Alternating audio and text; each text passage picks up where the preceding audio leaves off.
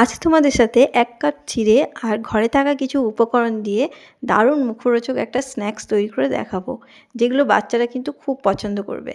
বাচ্চাদেরকে শুধু healthy tiffin দিলেই হবে না, তার সাথে কিন্তু মুখরোচকও তৈরি করে দিতে হবে। তবেই কিন্তু বাচ্চারা টিফিন বক্স খালি করে নিয়ে আসবে। তো চলো দেরি না করে দেখে নাও আজকের টিফিন রেসিপিটা। আশা করব তোমাদের খুব পছন্দ হবে। দেখো, টিফিন রেসিপিটা বানানোর জন্য প্রথমে আমি একটা পাত্রের মধ্যে ১ কাপ চিড়ে নিয়ে নিয়েছি। এখানে আমি মেজারিং কাপের ১ কাপ চিড়ে নিয়েছি। চিড়েটাকে আমি অনেকটা জল দিয়ে প্রায় ২ থেকে ৩ বার ভালোভাবে পরিষ্কার করে নেব। চিড়ের মধ্যে অনেক নোংরা থাকে, সেটাকে পরিষ্কার করে নেওয়া খুবই প্রয়োজন। তো আমি এটাকে ৩ থেকে ৪ বার প্রায় ধুয়ে পরিষ্কার করে নিয়েছি। দেখতেই পাচ্ছ, একদম কিন্তু জলটাকে ঝরিয়ে নিয়েছি, আর জলটা ঝরিয়ে কোনো রকম কিন্তু জল এর মধ্যে নেই, আর ভালোভাবে পরিষ্কারও হয়ে গেছে।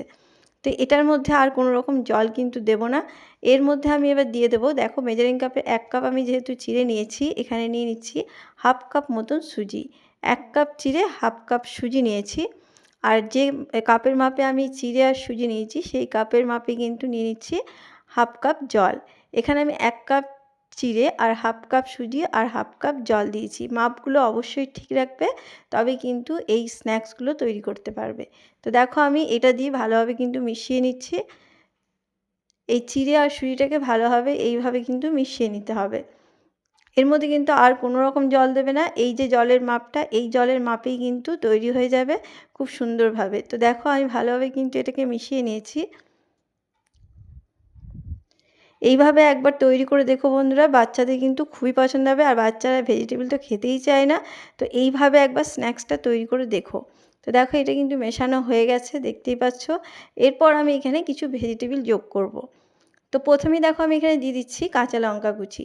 বাচ্চাদেরকে দিলে কিন্তু এই কাঁচা লঙ্কা কুচিটা একটু কমিয়ে দেবে, আর যদি খুবই বাচ্চা খায় তাহলে কিন্তু একদমই স্কিপ করতে পারো। আর দিয়ে দিচ্ছি চিলি ফ্লেক্স। অবশ্যই বাচ্চারা খেলে এই চিলি ফ্লেক্সটাও বাদ দিতে পারো, তাতে কিন্তু কোনো রকম স্বাদের কিছু তফাৎ হবে না।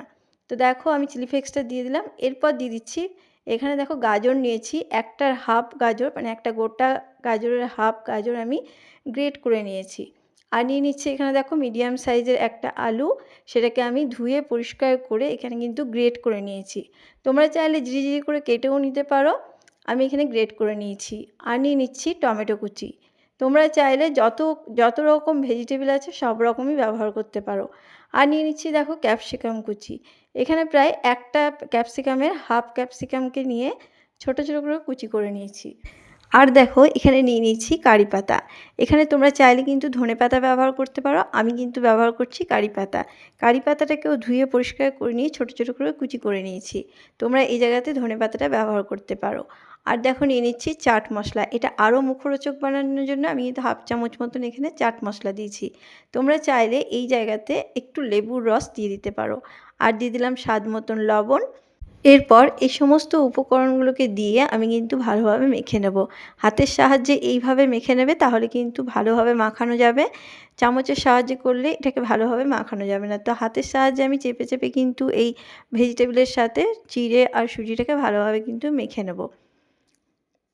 এই সমস্ত ভেজিটেবল দেওয়ার কারণে কিন্তু এটা খুব হেলদি একটা টিফিন রেসিপি বন্ধুরা। বাচ্চাদের জন্য কিন্তু খুবই উপকারী হবে। তোমরা একবার শুধু বানিয়ে দেখো।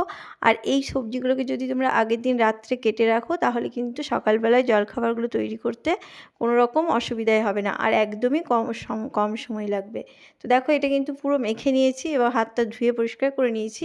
তারপর এখান থেকে অল্প অল্প করে নিয়ে, হাতে মণ্ড করে নিয়ে, এটা কিন্তু হাতের সাহায্যে গোল করে নেব। তারপরে হাতের তালুতে একটু চ্যাপ্টা করে নেব, মানে টিকে বা কাবাবের শেপ দিয়ে নিচ্ছি। মানে তোমরা কিন্তু অন্যরকম শেপও দিয়ে নিতে পারো, কোনো অসুবিধা নেই, কিন্তু এইভাবে করলে কিন্তু ভালো লাগবে। তো দেখো, এইভাবে কিন্তু আমি সবগুলোকে তৈরি করে নেব।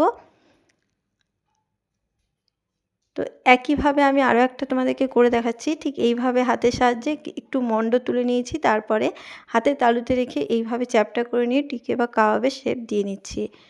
এইভাবে সমস্তগুলোকে কিন্তু আমি তৈরি করে নিচ্ছি, আর একদমই তৈরি করা সহজ, খুব তাড়াতাড়ি কিন্তু তৈরিও হয়ে যায়। তো চলো এইভাবে আমি সমস্তগুলোকে কিন্তু দেখো তৈরি করে নেব। দেখো তৈরি করে নিয়েছি, আরও কিন্তু আছে, আমি এগুলোই তোমাদেরকে দেখাচ্ছি। ভেজে নেওয়ার পরে তোমাদেরকে সমস্তগুলোকে কিন্তু দেখিয়ে দেবো। তো চলো আমি সমস্তগুলোকে তৈরি করে নিয়েছি। এরপর গ্যাসের মধ্যে আমি কিন্তু একটা তাওয়া চাপিয়ে নিয়েছি আর অল্প তেল নিয়ে নিয়েছি। তেল কিন্তু একদমই বেশি দরকার নেই, আমি এটাকে ডিপ ফ্রাই করব না, তাই আমি কিন্তু অল্প তেল দিয়ে কিন্তু এগুলোকে তৈরি করে নেব।